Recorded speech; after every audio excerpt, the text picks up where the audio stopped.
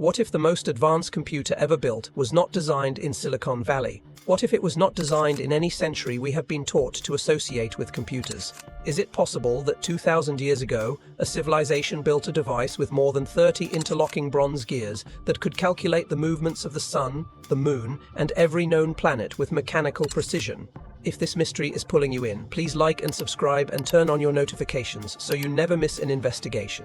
And tell us in the comments where you are watching from. We are reading every single one. Could it be that the world's first computer was not invented by Alan Turing, or Charles Babbage, or any engineer the history books have credited? Could it be that the first people to build a working computational machine lived in ancient Greece, in a world of marble temples and wooden ships, in a time before the printing press, before the steam engine, before electricity?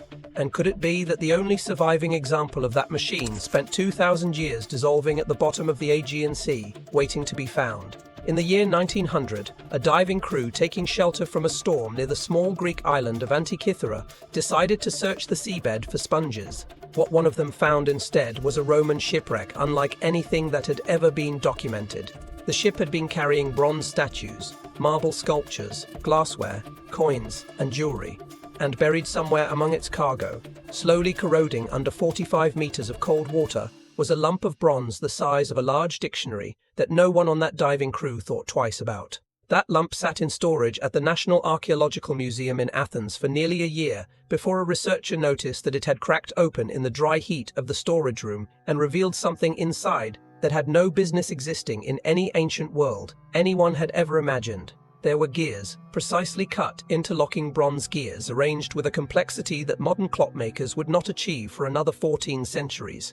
And behind those gears was an inscription in ancient Greek text describing the motions of the planets, the cycles of the moon, and the precise prediction of solar eclipses. The question that has never been fully answered is not where the Antikythera mechanism came from. The question that should stop every person on the planet is simpler and more unsettling than that. If someone built this 2,000 years ago, what else did they build? And why is this the only one that survived? The Antikythera mechanism is the oldest known analog computer in human history.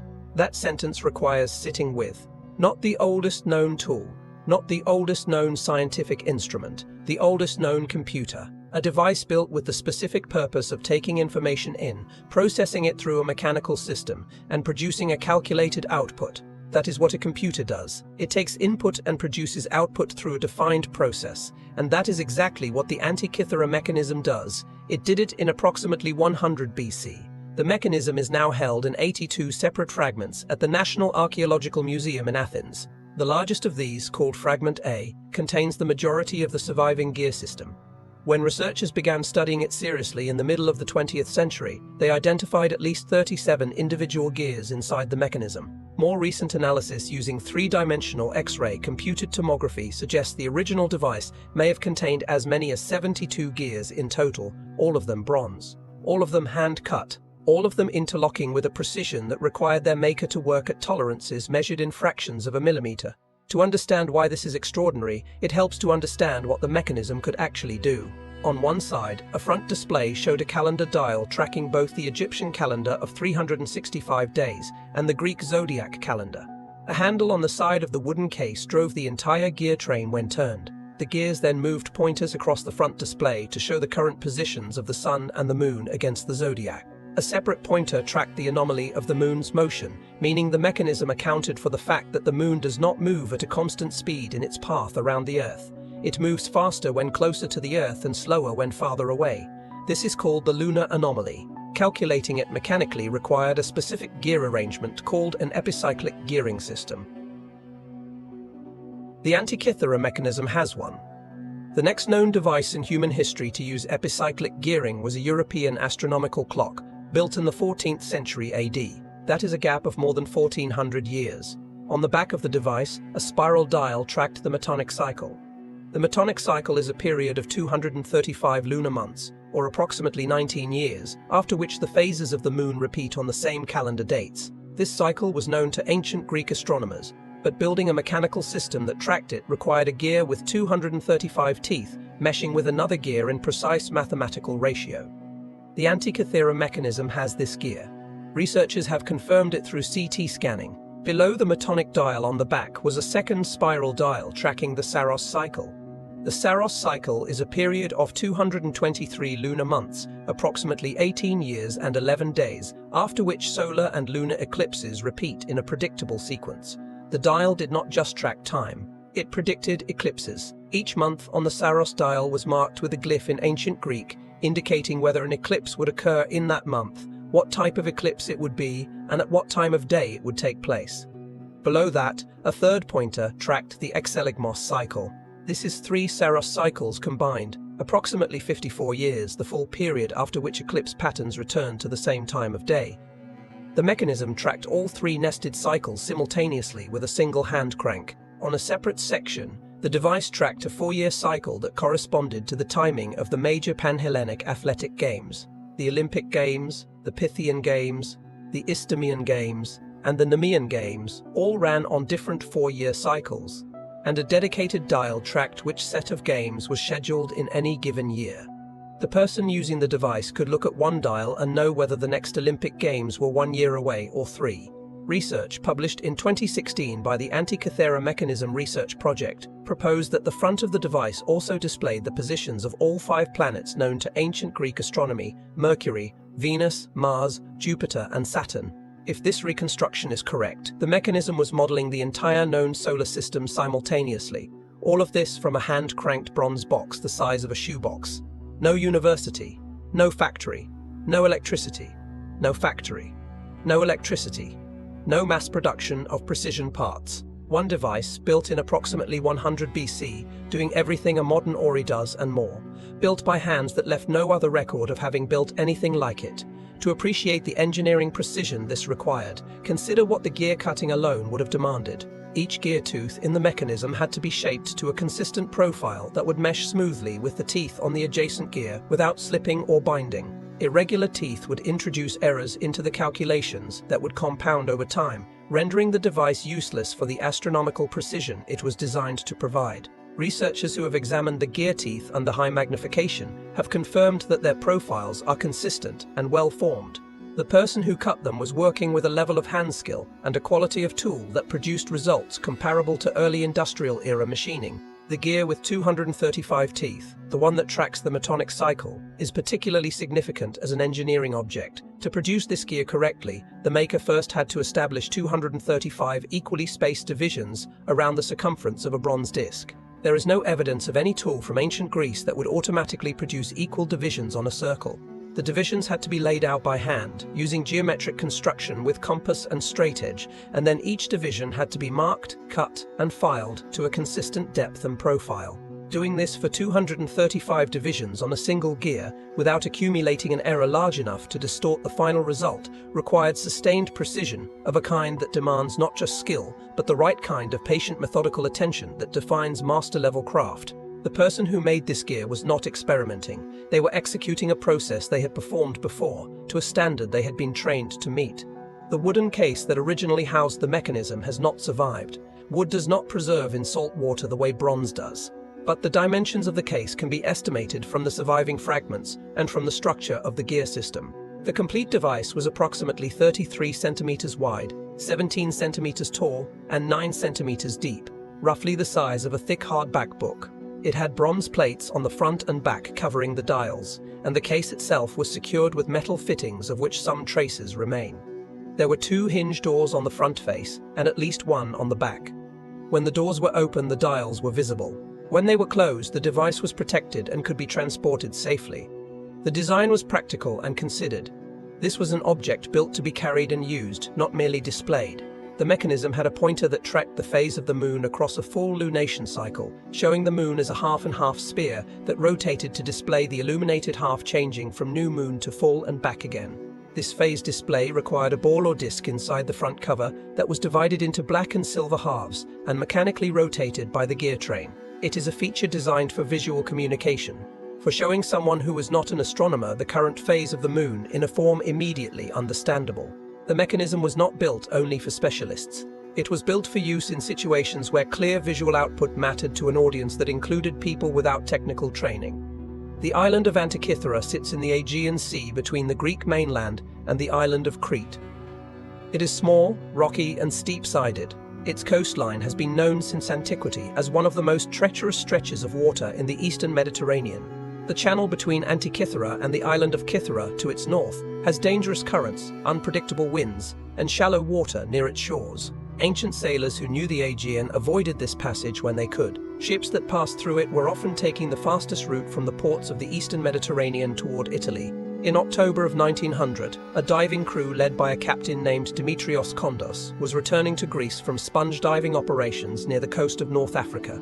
A storm pushed the crew toward Antikythera, and they anchored in its lee to wait for the weather to ease. When conditions allowed diving again, one of Kondos's crew members, a sponge diver named Elias Stadiatis, went down in a standard diving suit to search the seabed near the island. What Stadiatis encountered at a depth of approximately 45 meters was, by his own account, something that made no sense to him. He surfaced describing a heap of bodies on the seabed, bronze bodies, rotting horses, the arm of a woman reaching up from the sand. He was disoriented enough by what he had seen that Kondos went down himself to look. What the crew had found was the largest cache of ancient Greek art ever recovered from the sea. A Roman cargo ship sunk somewhere between 70 and 60 BC, carrying a cargo that was almost certainly taken from Greece and being transported to Rome. The ship held bronze statues of men and athletes, marble portrait sculptures of philosophers and public figures, bronze furniture fittings, ornate glassware, pottery, gold jewelry, and coins.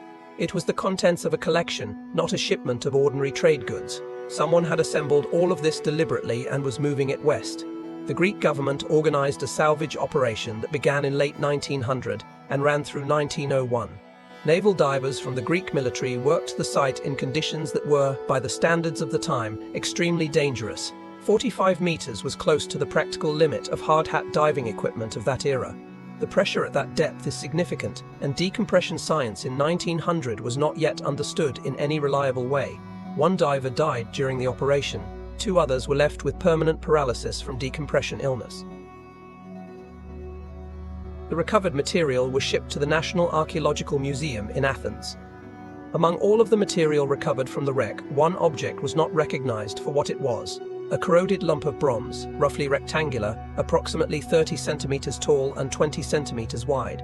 It weighed several kilograms. It was clearly bronze in composition, but its exterior surface had been so thoroughly encrusted by 2,000 years of sea growth and corrosion that no detail of its original form was visible. It was catalogued and placed in storage alongside the other recovered material. In May of 1902, a museum archaeologist named Valerios Stais was examining objects recovered from the wreck. The bronze lump had dried out in the storage environment over the preceding months, and the drying process had caused the outer casing to crack open along one of its seams. Stais looked into the crack. He could see layers. He could see what appeared to be toothed wheels. He could read fragments of ancient Greek inscription on interior surfaces.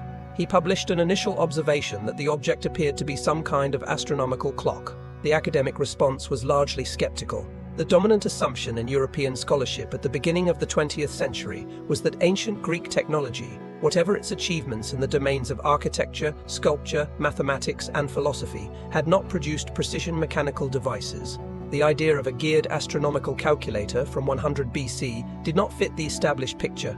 Stais's observation was noted, but the object was not prioritized for serious analysis. It sat, largely untouched, for another 50 years.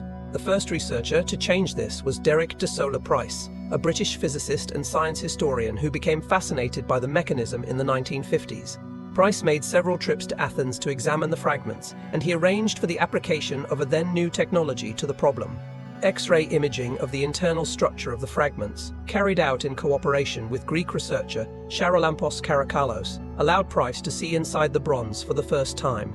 In 1959, Price published a paper in Scientific American in which he described the Antikythera mechanism as a computing machine for the motions of the sun and moon.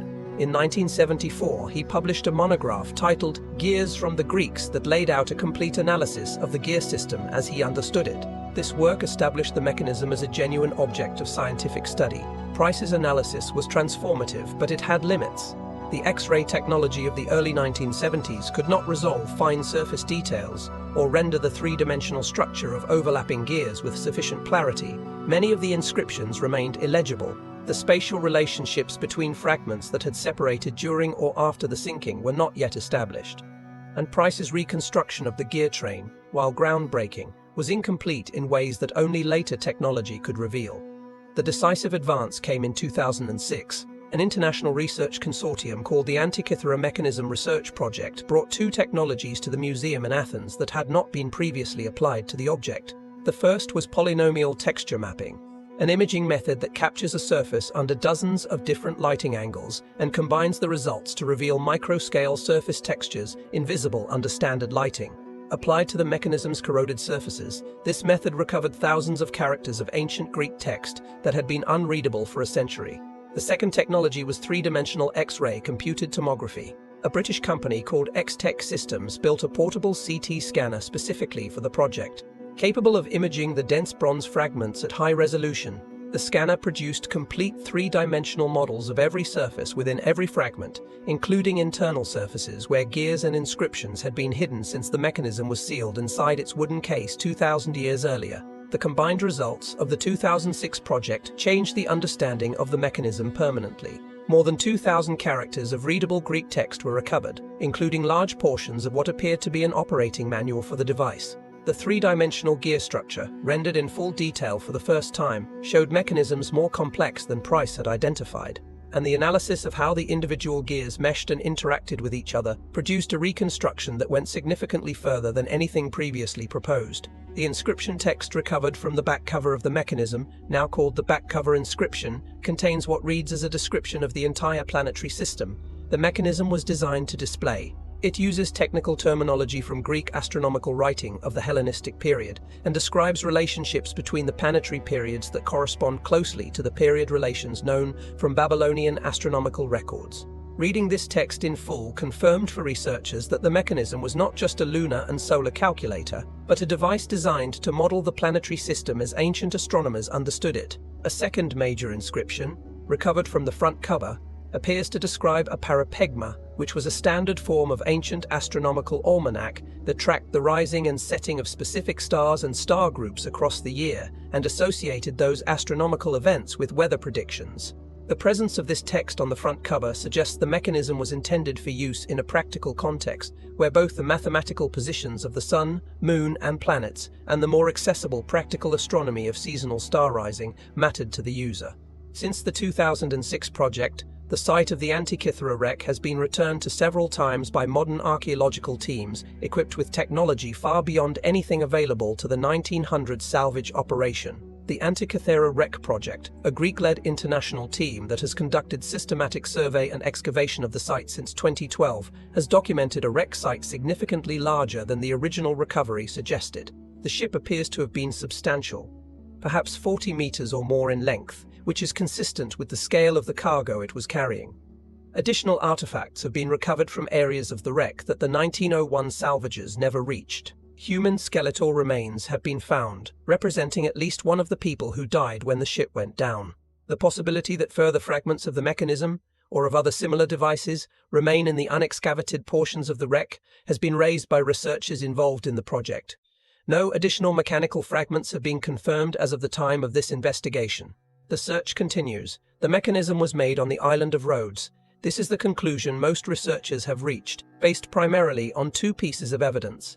The dialect of the ancient Greek used in the inscriptions is consistent with Rhodian usage, and the astronomical data encoded in the device uses a latitude corresponding to Rhodes as its reference point.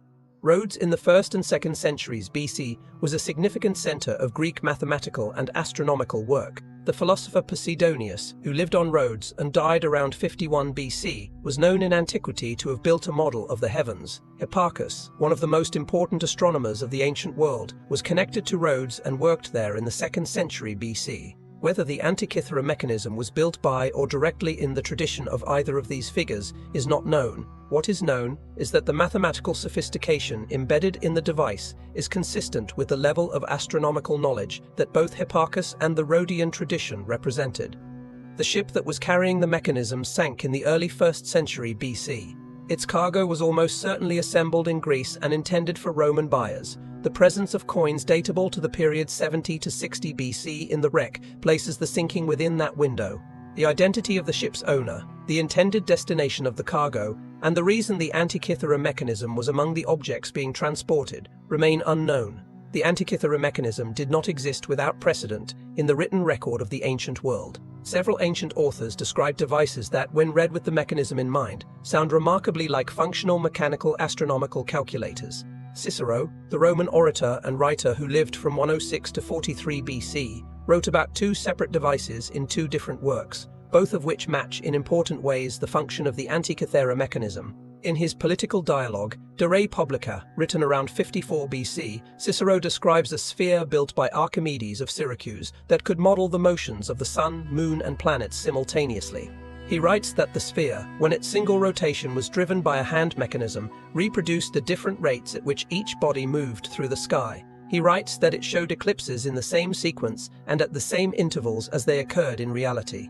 Archimedes died in 212 BC. The events described by Cicero, if accurate, place the construction of a sophisticated mechanical astronomical model more than a century before the Antikythera mechanism was built. And Cicero describes this not as a legend or a mythological account, but as a physical object that he says was taken to Rome after the Roman general Marcellus sacked Syracuse in 212 BC. He writes that Marcellus kept one of two devices Archimedes had built, and that it was preserved and shown to Cicero by Marcellus's descendants when Cicero was a young man. Cicero is not describing a device he heard about. He is describing a device he heard about. He is describing a device he saw. In a second work, De Natura Deorum, Cicero describes a different device, this one attributed to the philosopher Posidonius of Rhodes. He makes a deliberate philosophical point from its existence. If anyone, he writes, were to bring this device to a distant country and show it to people unfamiliar with it, no observer who saw the motions of the sun, moon, and planets reproduced by its single revolution would doubt that it was made by a reasoning intelligence. He uses the device as evidence that designed complexity requires a designer. These are not casual references. Cicero is a careful and precise writer. He is describing specific, functional mechanical objects within the same century that the Antikythera mechanism was most likely built. He names specific makers. He places one of the devices in specific hands in Rome. If his accounts are factually accurate, the Antikythera mechanism was not unique. Archimedes built at least one comparable device. Posidonius built at least one. The mechanism found on the ship was probably one of several objects of similar type that existed in the 1st century BC. The Roman author Ovid, writing at the turn of the 1st century AD, describes a sphere that shows the motions of the heavens in terms that go beyond a simple decorative model. The Latin poet Claudian, writing in the late 4th century AD, describes in detail a glass sphere in which all the planetary bodies move, their positions changing as an observer watches. Whether Claudian is describing a functional calculator or a decorative orrery is not entirely clear from the text, but his description is specific enough to confirm that some tradition of building mechanical representations of planetary motion was alive in the Roman world for centuries after the Antikythera mechanism was built. Further back in the record, the mythological tradition of ancient Greece gave the inventor's role in mechanical creation to the god Hephaestus. In the Iliad, Homer describes Hephaestus as having built golden mechanical women to assist him in his forge. In later texts, Hephaestus is credited with building Talos, a giant bronze figure that walked the circuit of the island of Crete 3 times each day to guard it from invaders. The connection between divine craft and mechanical automation is woven into the deepest layers of Greek cultural imagination. The philosopher Aristotle, writing in the 4th century BC, speculated in his Politics about what would happen to human labor if tools could operate themselves, suggesting that the idea of self-operating mechanical devices was a concept that Greek thinkers entertained seriously. This is not the cultural environment of a civilization that stumbled accidentally onto mechanical engineering. This is the cultural environment of a civilization that had been thinking about mechanical complexity, mechanical precision, and the relationship between mechanical systems and the natural world for centuries before the Antikythera mechanism was built. The mechanism is not an inexplicable product of a tradition that had no framework for it. It is a product of a tradition that had been developing that framework for generations. Ancient Indian texts from the same approximate period describe devices called yantras, used in astronomical observation and in the tracking of celestial events. The Arthashastra, a political and administrative text attributed to the scholar Kautilya and dated roughly to the 3rd or 4th century BC, describes mechanical devices used in governance and surveillance. The Vedic astronomical tradition maintained detailed records of planetary positions over long periods. Whether any tradition of mechanical computing existed in ancient India comparable to what the Antikythera mechanism represents is not currently established by physical evidence. but the co-occurrence of sophisticated astronomical knowledge and mechanical ingenuity in multiple ancient cultures during roughly the same historical period is a pattern that deserves more attention than it typically receives. In Mesopotamia, the Babylonian astronomical tradition is the oldest continuous systematic record of celestial observation in human history. Babylonian astronomical tablets from the 7th and 6th centuries BC demonstrate a mathematical sophistication in tracking planetary periods that directly influenced Greek astronomy. The Babylonian astronomers had worked out the periods of the moon, the sun, and the planets to high precision using purely numerical methods and extensive record-keeping. The Antikythera mechanism's astronomical content relies on period relations, particularly for the moon, that derive from this Babylonian tradition. The Greeks built on a foundation of astronomical knowledge that had been accumulated in Mesopotamia for centuries. Whatever tradition of technical knowledge produced the Antikythera mechanism was not working in isolation. It was working at the intersection of Greek mechanical skill and Babylonian astronomical data. The specific debt to Babylonian astronomy is worth examining. The Saros cycle of 223 lunar months, which the Antikythera mechanism encodes in its eclipse prediction dial, was identified by Babylonian astronomers. The earliest confirmed Babylonian Saros series dates to the 7th century BC. The Metonic period of 235 lunar months per 19 solar years is named after the Greek astronomer Meton of Athens, who presented it publicly in 432 BC. But Babylonian astronomers had been using an equivalent period relation for centuries before Meton. What the Greeks contributed to this tradition was not the astronomical data, it was the mathematical formalization and, uniquely, the mechanical implementation. The Antikythera mechanism is the product of a culture that took data accumulated over centuries by observers in Mesopotamia and encoded it in a portable bronze calculator. This is a genuinely remarkable intellectual and technical achievement in its own right, regardless of what we conclude about its uniqueness or its place in a broader tradition. The mechanism itself does not directly tell us, but it is background that changes what the mechanism means. The mechanism is not a miraculous accident. It is the best surviving physical product of a tradition of technical and astronomical knowledge that spanned at least several centuries and drew on sources from across the ancient Mediterranean and Near Eastern world. 5 main categories of explanation have been proposed for what the Antikythera mechanism was built to do and what its existence tells us about the ancient world. They are not all mutually exclusive. The most honest reading of the current evidence suggests that elements of several theories are simultaneously true. The first and most widely accepted theory is that the mechanism was a scientific and educational instrument. On this view, it was designed by astronomers or natural philosophers on roads to demonstrate and teach the mathematical relationships governing the movements of the sun, moon, and planets. A teacher could use the device to show students how the Metonic cycle worked, why eclipses occurred at predictable intervals, and how the visible planets moved against the background of the zodiac over years and decades. Universities today use software planetariums and mechanical orreries for exactly these purposes. The Antikythera mechanism is the oldest surviving version of those tools. The strongest evidence for this interpretation is the extensive inscriptions on the mechanism's surfaces. The text recovered by CT scanning includes what functions as a detailed operating guide. It explains what each dial displays, what the pointers indicate, and how the device is to be used correctly. This is not language appropriate to a ceremonial object or a piece of decorative art. It is the language of a technical manual. Someone designed this device to be operated and explained to others, and they ensured that the explanation was built into the device itself. The second theory is that the mechanism was a practical navigational instrument or a tool for maritime planning. Knowing the precise position of the moon on a given night, the timing of upcoming eclipses, and the rising and setting positions of major stars were all practically valuable for navigation in the ancient Mediterranean. A ship's captain, or a harbour master planning a long voyage, could use the mechanism to determine the expected state of the moon on any future date, allowing them to plan departures and arrivals around the availability of moonlight. The fact that the device was found on a ship is sometimes offered as circumstantial support for this reading. The difficulty with the navigational interpretation as a primary function is that the mechanism requires knowing the current date with precision in order to be set correctly. Maintaining precise calendar knowledge on a long sea voyage was itself a significant challenge in the ancient world, without the fixed reference points that modern navigation relies on. Most researchers treat navigation as a secondary potential use rather than the primary design intent. The third theory is that the mechanism had ritual or religious functions alongside its scientific ones. In the ancient Greek world, the boundaries between astronomy, mathematics, philosophy, and religion were not drawn in the way modern disciplines are separated. The timing of religious festivals, the scheduling of sacrifices, the determination of auspicious dates for significant actions, and the prediction of omens all depended on precise astronomical knowledge. Eclipses in particular carried enormous religious and political significance. A device that could predict eclipse dates with accuracy would have been of direct value to religious authorities and political leaders who needed to interpret or manage public responses to these events.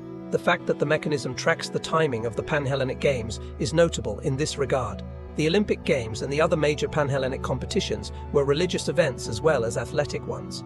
They were held under the truce of the gods. Their scheduling was determined by astronomical and calendar calculations. A device that could track the cycle of all four major games simultaneously had a function that was inseparable from the religious and political calendar of the Greek world. The notation on the Saros eclipse prediction dial includes color indicators for each predicted eclipse. In ancient Greek practice, and in the broader Mediterranean tradition, the color and appearance of an eclipse carried specific meaning as an omen. An eclipse that appeared red carried different implications from one that appeared as a full shadow. The fact that the mechanism's designers included this information in the eclipse prediction dial suggests that the device was intended for use in a context where omens were interpreted and acted upon, not just recorded. The fourth theory, more speculative in its implications but not without serious proponents, is that the Antikythera mechanism represents a surviving physical artifact of a more advanced technical tradition than the standard account of ancient history recognizes. The core argument for this position is the 1400-year gap. Nothing comparable to the Antikythera mechanism in terms of mechanical complexity appears anywhere in the historical or archaeological record until European mechanical clocks of the 13th and 14th centuries AD. This gap requires explanation. One explanation is that the mechanism was genuinely unique, a single exceptional product of exceptional individual genius that was never replicated because no one else had either the knowledge or the motivation to do so. A second explanation is that comparable devices were built in antiquity but have not survived. Bronze objects were regularly melted down and reused throughout the ancient and medieval periods. A device of the mechanism's complexity, housed in a wooden case that would have rotted quickly once the case was opened and the mechanism exposed to air, would have left no trace after being melted. The Antikythera mechanism survived precisely because it was at the bottom of the sea, protected by silt and salt water from the processes that destroyed all other examples of whatever tradition it belonged to. If the second explanation is correct, the mechanism is not exceptional in its time. It is exceptional only in its survival, and the tradition it represents was broader, more developed, and more widely distributed than the current evidence, limited as it is to one surviving example, allows us to see. The fifth theory concerns the mechanism not as an isolated object but as part of a larger system. Certain passages in the recovered inscriptions appear to reference supplementary materials. There are references to what researchers interpret as additional tables and additional instruments that the device's user would need in order to operate it fully. If this reading is correct, the Antikythera mechanism was not a standalone device. It was one component of a larger astronomical toolkit designed to work alongside written tables, star charts, and possibly other mechanical instruments. The mechanism found on the ship was not the entire system. It was one piece of it. This interpretation has significant implications. It suggests that the astronomical practice in which the mechanism was used was sufficiently developed and institutionalized to involve a suite of tools rather than a single device. It suggests a tradition, not a singular invention. And it raises the question of what the other components of that system looked like, and where they are now. What all five theories share is the recognition that the Antikythera mechanism does not fit comfortably into the conventional picture of ancient Greek technology. The conventional picture was built from what survived, and what survived, as the mechanism itself demonstrates, is not a reliable guide to what actually existed. Every serious researcher who has worked with the mechanism in depth has come away from the experience with a revised estimate of what ancient people were capable of.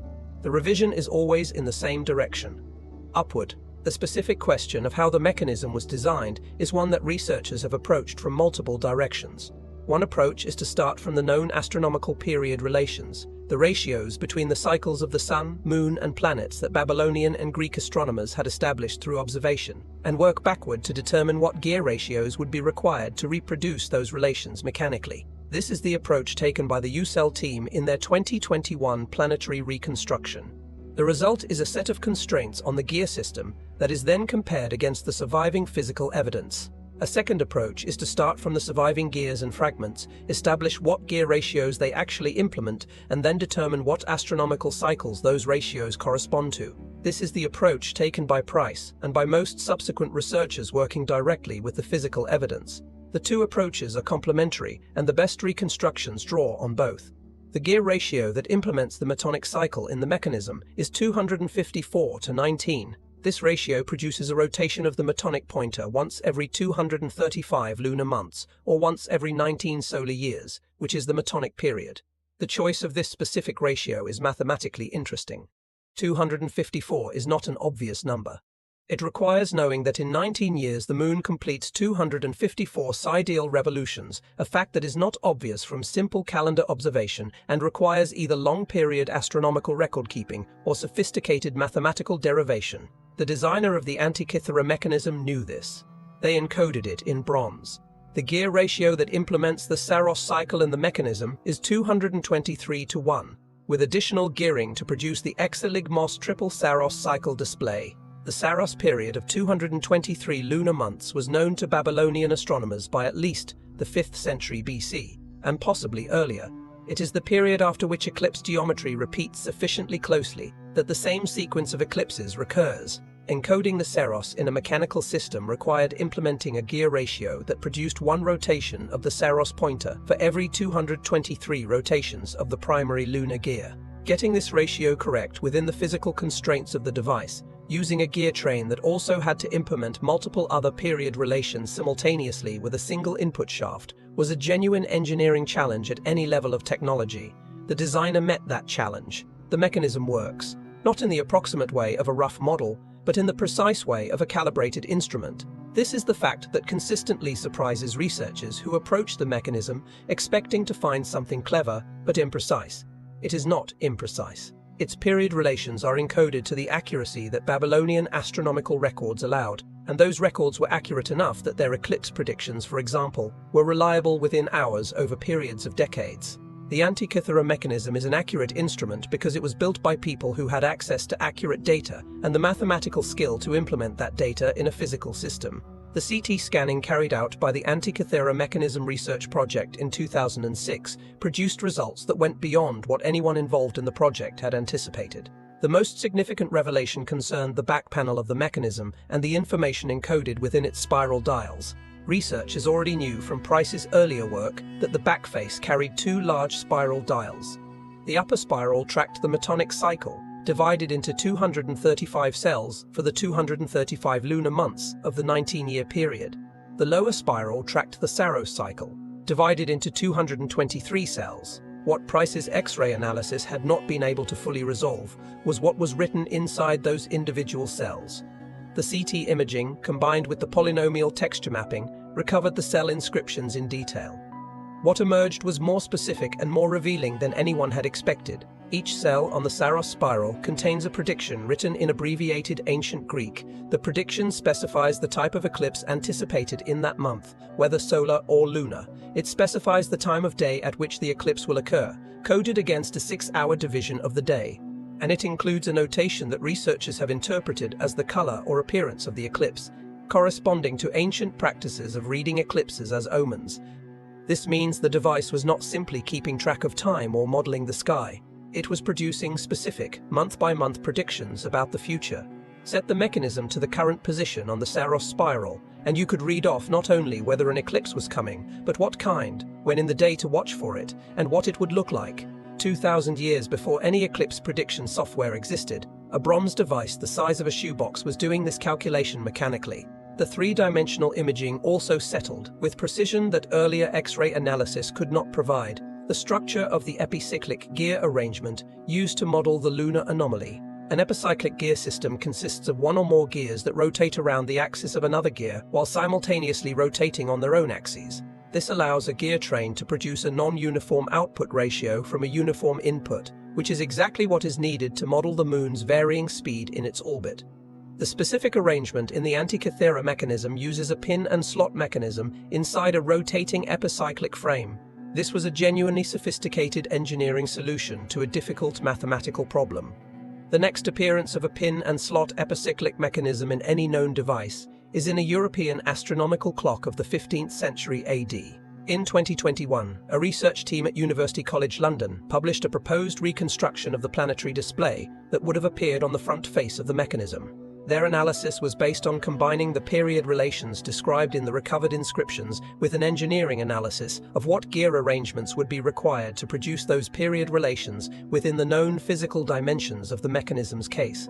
The result was a proposed front display showing all 5 visible planets moving simultaneously against the zodiac, with each planet's pointer driven by its own gear train producing the correct average period of motion. The gear system required to produce this planetary display, as modeled by the UCell team, would fit within the surviving physical dimensions of the mechanism with space to spare. This is not a proposal that requires inventing space that does not exist in the device. The argument that the Antikythera mechanism was modeling all 5 planets simultaneously is physically plausible within the constraints of the known fragments.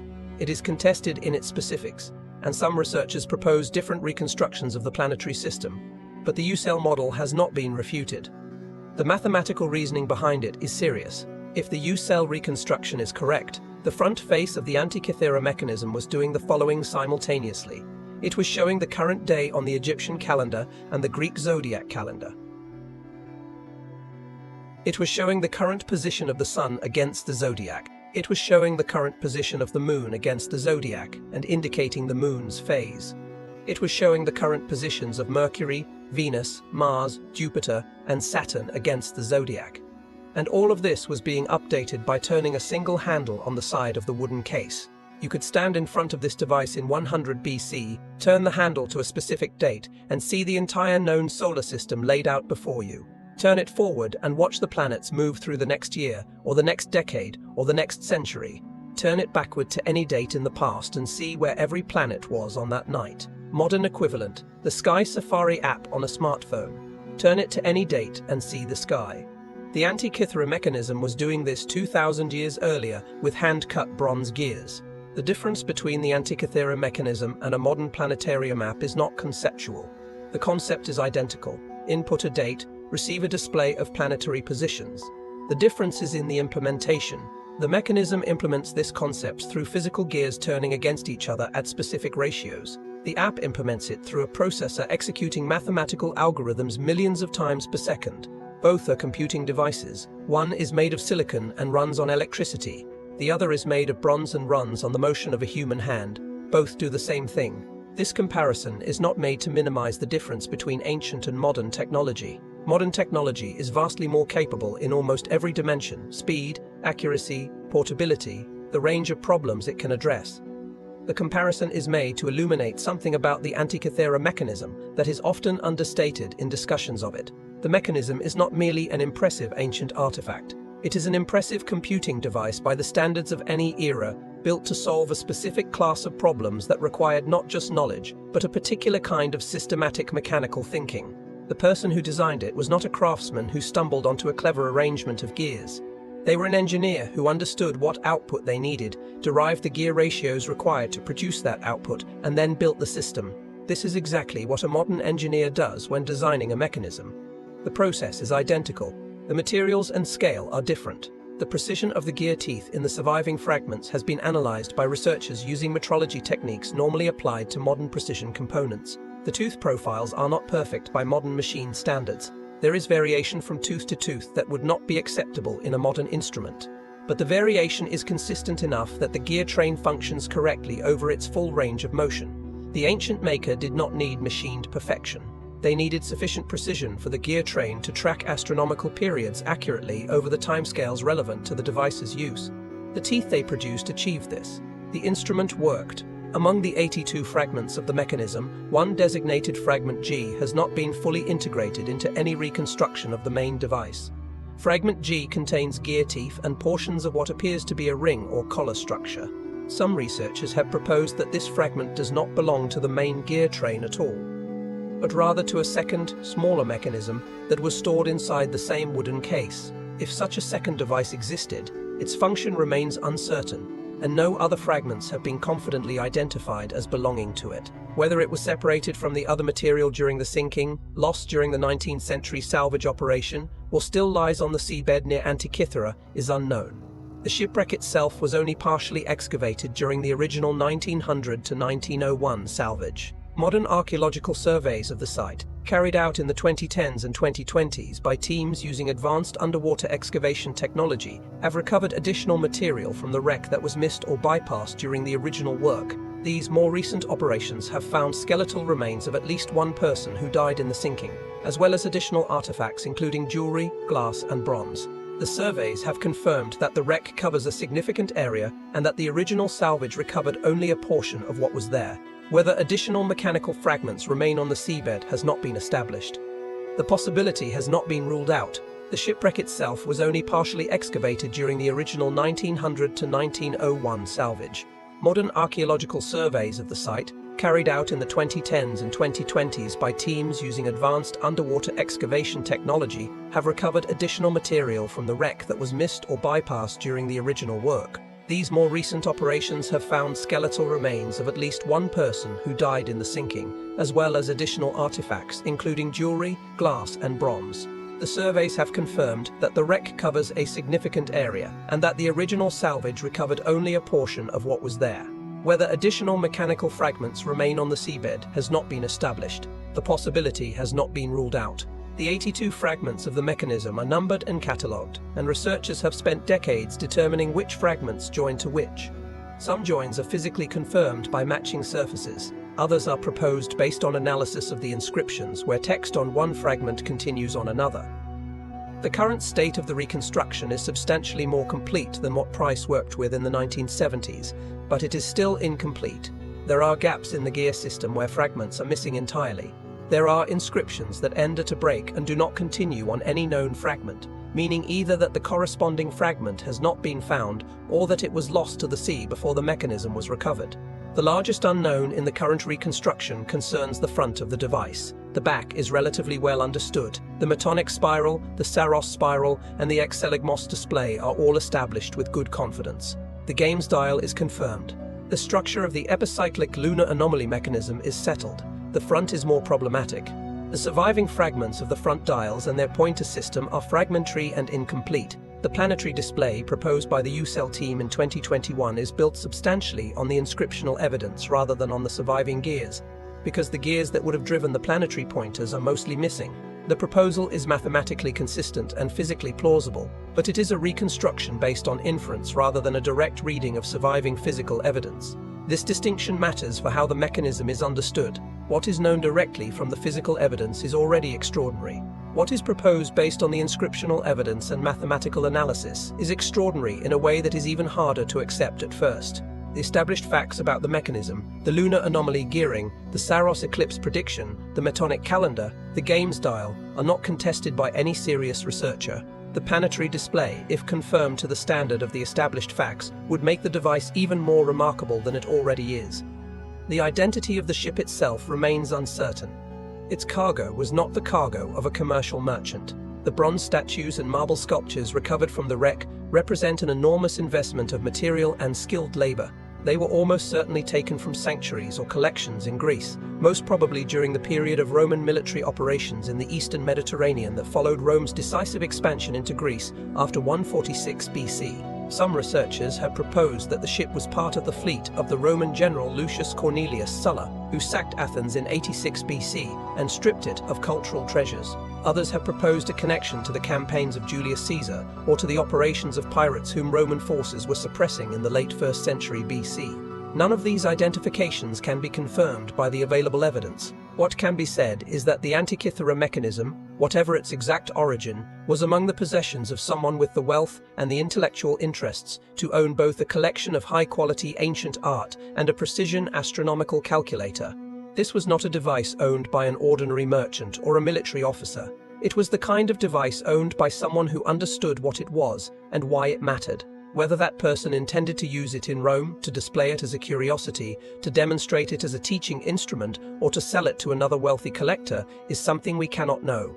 They never reached their destination. Their ship went down in the channel beside Antikythera, and their computer lay on the seabed for 2,000 years. The Antikythera mechanism survived because it sank. That is the single most important fact about the object's history. If the ship had reached its destination, the mechanism would have arrived somewhere in the Roman world, in the possession of someone wealthy and educated enough to use it. It would have been used, demonstrated, perhaps copied, and then, at some point in the long centuries of political instability, military destruction, economic collapse, and cultural transformation that followed the fall of the Western Roman Empire, it would have been lost, melted down for the value of its bronze, left in a building that burned, buried under rubble no one returned to excavate, simply forgotten. Bronze was the copper alloy of the ancient and medieval world, and it was valuable. In periods of economic stress, bronze objects of all kinds were routinely collected and melted for reuse. The great bronze statues of ancient Greece have almost entirely vanished because of this. The bronze statues recovered from the Antikythera wreck are among the finest surviving examples of ancient Greek bronze sculpture, precisely because they were at the bottom of the sea, unavailable to the material recycling that consumed every comparable work that remained accessible on land. The Antikythera mechanism survived for the same reason. The sea preserved it. Everything comparable was turned into something else. This raises a question that cannot be answered with the available evidence, but should not be avoided. What else was lost? Hero of Alexandria, a Greek mathematician and engineer who worked in the 1st century AD, wrote extensively about mechanical devices. His surviving works describe machines operated by steam pressure, by compressed air, by counterweights, and by water. His descriptions include a steam-powered rotating sphere, a programmable wheeled vehicle that could follow a preset course using a system of pegs and rope wound around its axle, a vending machine that dispensed a measured amount of liquid when a coin of specific weight was dropped into a slot, and multiple automata designed for theatrical performance. None of Hero's described devices survive in physical form. We know about them because his texts were preserved. If those texts had been lost, we would have no reason to believe any of these things had ever been built. We would assume that the ancient world lacked the engineering knowledge required to build them, because the physical evidence would not exist to tell us otherwise. How many engineers worked at the same level as Hero whose texts did not survive? How many workshops produced devices at the level of the Antikythera mechanism whose products were all melted down? How many traditions of technical knowledge were built, transmitted, reduced, and finally extinguished without leaving any record at all?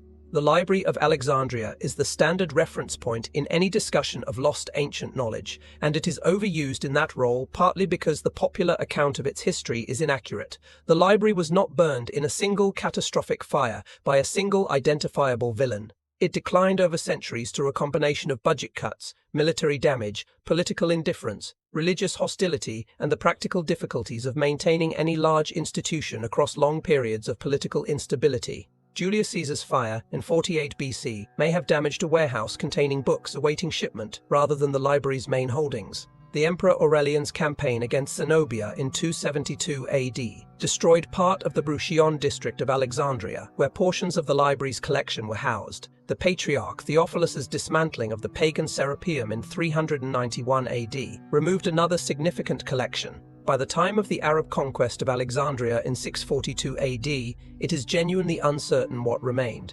What is certain is that we know the titles of many ancient works that do not survive. Ancient authors reference works by known writers that are entirely gone. The works of Archimedes that have survived represent a fraction of what he wrote. The astronomical work of Hipparchus, arguably the most important astronomer of the ancient world, survives only in fragments and in references by later writers. Posidonius, whose connection to the tradition that produced the Antikythera mechanism may have been direct, survives only in quotations. Their books are gone. What they contained, beyond what was copied into other texts, is gone with them. The 1400-year gap between the Antikythera mechanism and the next comparable mechanical device is usually presented as evidence of the mechanism's uniqueness and of the exceptional nature of its maker's genius. There is an alternative reading. The gap is evidence of how completely the intervening centuries were able to erase a technical tradition that was, at the time of the mechanism's construction, more developed and more widely practiced than the current surviving evidence indicates. The assumption that dominated scholarship for most of the 20th century when confronting the Antikythera mechanism was that ancient people could not have built it. The mechanism's complexity placed it outside the established picture of ancient Greek technology. It took decades of systematic physical analysis and the progressive improvement of imaging technology to force the conclusion that the ancient people who built the mechanism were simply more capable than the historical record, stripped of most of what once existed, had led scholars to assume. This should give pause to anyone who believes that the current picture of ancient history is close to complete. The Antikythera mechanism exists as a permanent reminder that the gap between what ancient people did and what the surviving record shows ancient people doing can be very large. The record survives by accident, by deliberate choice, and by the slow work of preservation. Most of what happened in the ancient world left no permanent record at all. The Antikythera mechanism sits today in Case 38 of the National Archaeological Museum in Athens. You can stand in front of it. You can see the main fragments, the surviving gear teeth, the corroded bronze surfaces, the remnants of the dials. Next to the fragments, the museum displays a modern replica built by researchers using the data from the 2006 CT scanning project. The replica is bronze and wood, and fitted with glass panels through which the gear trains are visible. You can see how the dials would have sat on the front and back faces. You can see the handle that would have been turned to drive the entire system. You can see in the replica what the device looked like when it was new and functional and being used by someone who understood its purpose. What you cannot see is what is gone. The mechanism has been in human hands since 1901. It has been studied continuously for more than a century and intensively for the last 50 years by some of the most technically sophisticated researchers in the world, using imaging technologies that were not even imagined when the device was first recognized for what it was. And it still has not given up all of its answers. The exact configuration of the planetary display on the front face remains the subject of serious academic disagreement. The interpretation of certain passages in the recovered inscriptions is still being debated. The identity of the person or workshop that built the device is not known. The names of the people who owned it, who used it, who placed it on the ship are not known. The reason it was being transported west is not known. The mechanism was the product of minds that understood the mathematics of the solar system well enough to build a mechanical model of it with their own hands. Those minds operated in a world without telescopes, without calculus, without standardized measurement systems, without any of the institutional infrastructure of modern science. They worked with the naked eye, with geometry, with centuries of accumulated Babylonian astronomical records, and with a tradition of mechanical craft that they had developed and refined over a period of time we cannot precisely determine. From all of this, they produced a device that a modern precision machinist, given access to all of modern metallurgy and measurement technology, would find demanding to replicate by hand. Is it possible that the Antikythera mechanism is not exceptional in the history of ancient technical achievement, but is exceptional only in having survived? Is it possible that the ancient world's knowledge of mechanics, astronomy, and precision engineering was substantially closer to our own than the standard historical account, built as it is on an accidentally preserved and therefore deeply incomplete record, has been able to show us? Is it possible that the 1400-year gap represents not the absence of comparable knowledge but the destruction of comparable evidence? These are questions the mechanism asks simply by existing. It does not provide answers. It sits in its case in Athens, and it confronts every visitor with the same basic fact. Someone built this 2,000 years ago on a rocky island in the Aegean Sea using tools and knowledge we can only partially reconstruct. A person or a group of people designed and built a mechanical computer capable of modeling the solar system, and then the knowledge required to build it disappeared so completely that when the device itself was found, the initial response of trained scholars was to say it must be a mistake. That ancient people could not have done this. The mechanism was the product of a tradition. Traditions do not develop in isolation. They are built over generations, refined by successive practitioners, and transmitted forward through teaching and demonstration and practice. The tradition that produced the Antikythera mechanism was built by people who are now entirely nameless to us. It was transmitted through means we cannot trace, and it was destroyed by processes we can only partially understand. What the Antikythera mechanism tells us is not only that ancient people were more technically capable than we assumed, it tells us that the picture of the past we carry is assembled from what survived by accident, and that the gap between the actual past and the recoverable past is likely to be enormous. The mechanism is what we have because it was at the bottom of the sea. Everything else from its tradition is gone because it was not. There is a tendency in historical thinking to treat the surviving record as a rough approximation of the actual past, somewhat incomplete but broadly representative. The Antikythera mechanism is a direct challenge to that assumption. It is not a slightly better than expected artifact. It is an artifact that, had it been found 20 years earlier than it was, would have been declared a forgery or a misdated medieval object because its existence was simply incompatible with the established understanding of ancient technology. It forced a revision of what was possible in antiquity so significant that scholars spent decades resisting it. The established picture was not a rough approximation. It was wrong in a specific and important way. If the established picture could be that wrong about mechanical technology, it is worth asking what else it might be wrong about. The Antikythera mechanism is a physical object that survived. Physical objects are far more durable than most of the other ways knowledge is preserved. They do not require a chain of copyists. They do not burn as easily as scrolls. They are not suppressed by religious authorities who find them theologically inconvenient. And yet even physical objects disappear almost entirely from the ancient record. The bronze statues that once populated ancient Greece are almost all gone. The marble ones that survived mostly survived because they were buried under rubble, protected by the same accident that protected the Antikythera mechanism. In the domain of knowledge that was transmitted in text alone, without physical objects to survive, the losses are certainly larger. Ancient mathematics, as the fragments that have survived demonstrate, was more sophisticated than the popular account of ancient science suggests. The works of Euclid that survive represent a systematic presentation of results that were already established. The works of Archimedes that survive show a mathematician who was working on problems that would not be formally resolved again until the development of integral calculus in the 17th century. These are texts that survive by narrow margins, through chains of copying that could easily have been broken. What was lost along the way is unknown in its specifics, but almost certainly significant in its content. The assumption underlying most historical analysis of ancient science and technology is that the surviving sample, though incomplete, is broadly representative. The Antikythera mechanism is a permanent reminder that this assumption may be incorrect in ways we cannot fully assess, precisely because what we would need to assess it is the thing that is missing. The world's first computer was built 2,000 years ago. We found it on the sea floor.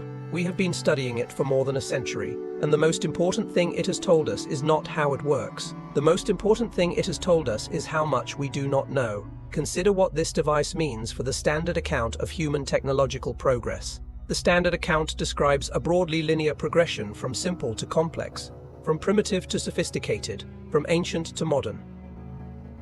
The Antikythera mechanism does not fit this account. It appears at a level of mechanical complexity that the standard account places 14 centuries later. It then disappears, and the tradition that produced it disappears with it, leaving no intermediate stages, no simplified versions, no evidence of gradual development toward the complexity it already possesses. There are two ways to read this. The first is that the mechanism represents a genuine outlier, a product of exceptional individual genius that was never replicated and never continued. The second is that the mechanism represents a survivor from a tradition that was broader and more developed than the surviving evidence shows, and that the disappearance of that tradition was not a natural fade, but a disruption caused by the specific historical events of the first several centuries AD, the fall of the Western Roman Empire, the closure of the philosophical schools of Athens by the Emperor Justinian in 529 AD, the burning and neglect of the great libraries, the centuries of political fragmentation and economic contraction that followed. These events did not merely slow the pace of technological development, they interrupted the transmission of accumulated knowledge at multiple points simultaneously. What was lost in those interruptions can never be fully recovered. But the Antikythera mechanism is evidence that what was lost was real, was sophisticated, and was built on a tradition of accumulated knowledge that took centuries to develop, and only moments, historically speaking, to destroy. The device sits in Case 38 in Athens and it waits. Researchers will continue to study it. New imaging technologies will eventually reveal details that current methods cannot. The inscriptions will be more fully decoded. The reconstruction of the front face will be refined. The question of fragment G and the possible second device will eventually be settled one way or the other. These are questions of archaeology and engineering and ancient language, and they have answers that patient investigation will eventually find. The deeper question does not have that kind of answer. The deeper question is not what the mechanism did, it is what the existence of the mechanism tells us about the world it came from. A world that was capable of building it, a world that built more than one. A world that had the mathematical knowledge, the craft tradition, the materials, and the practical motivation to design and produce a mechanical computer. And a world that lost all of that so completely that when the last surviving example was found on the floor of the Aegean Sea, the first scholars to examine it genuinely could not believe it was what it was. That is the mystery of the Antikythera mechanism that no amount of research will resolve. Not what it did, but what it means that it existed and that we nearly missed it entirely. There is a final consideration that this investigation cannot leave unexamined. The Antikythera mechanism is unique in the physical record, but it is not unique in the written record. Cicero saw a comparable device and wrote about it. Hero of Alexandria described machines operating on principles that the mechanism embodies. The mythological tradition of the Greeks imagined mechanical beings long before the mechanism was built. The philosophical tradition entertained the idea of self-operating tools. The mathematical tradition produced the period relations the mechanism encodes. And somewhere, at the intersection of all of these traditions, people built things. They built the Antikythera mechanism. They built, if Cicero is to be believed, at least two comparable devices before it. They built, if the fragmentary and tantalizing ancient references are taken seriously, other things we have not yet identified. The bronze is gone, the wood is gone, the workshops are gone, the craftsmen are gone. Their names are not in any text that has survived. Their methods are not described in any manual that has been preserved. The specific form of mathematical knowledge they used to translate astronomical period relations into gear ratios does not appear in any surviving ancient mathematical text. It was transmitted through practice, demonstrated in workshops, taught through the physical act of building rather than through writing. And when the practice stopped, when the workshops closed, when the craftsmen died without apprentices who would continue the work, the knowledge went with them. The Antikythera mechanism is not the beginning of a story about human technological progress. It is the ending of a story we did not know was being told. The beginning of that story is somewhere in the mathematical traditions of Babylonia and the philosophical schools of Greece and the mechanical workshops of Rhodes. Its middle chapters are mostly lost, and its ending is a corroded bronze lump on the floor of the Aegean Sea, found by accident by men looking for sponges, preserved by the cold water that should have destroyed it. We got to read the last page. The rest of the book is gone, and the question the mechanism leaves us with, the question it will always leave us with, regardless of how thoroughly it is analyzed and reconstructed and understood, is simply this: what did the other pages say? Ancient Greece produced, in the span of roughly 5 centuries, results in mathematics, philosophy, astronomy, architecture, and drama that shaped the entire subsequent development of Western civilization. Most of what Greek thinkers wrote is gone. The works that survived represent a fraction of what was produced, and the physical artifacts of Greek technical achievement, fragile, valuable, made of materials that were routinely recycled, have almost entirely vanished. The Antikythera mechanism is the rarest kind of exception, a physical object of high technical complexity that survived 2,000 years by falling into the sea before anyone could melt it. The mechanism survived. The knowledge required to build it did not. The people who could have taught the next generation how to design such a device died, or dispersed, or found themselves in historical circumstances where continuing that work was no longer possible or valued. The tradition broke completely and without warning. And when traditions break in this way, they do not leave ruins. They leave only the occasional artifact that survived by accident, waiting to be found by someone who had already forgotten what they were looking at. The Antikythera mechanism is the world's first computer. It is also the world's most eloquent argument for taking seriously what we do not know about the past. It sits in Athens, in its case, doing exactly what it was built to do, showing anyone who looks carefully enough that the world is more complicated and more capable and more ancient in its complexity than we tend to assume.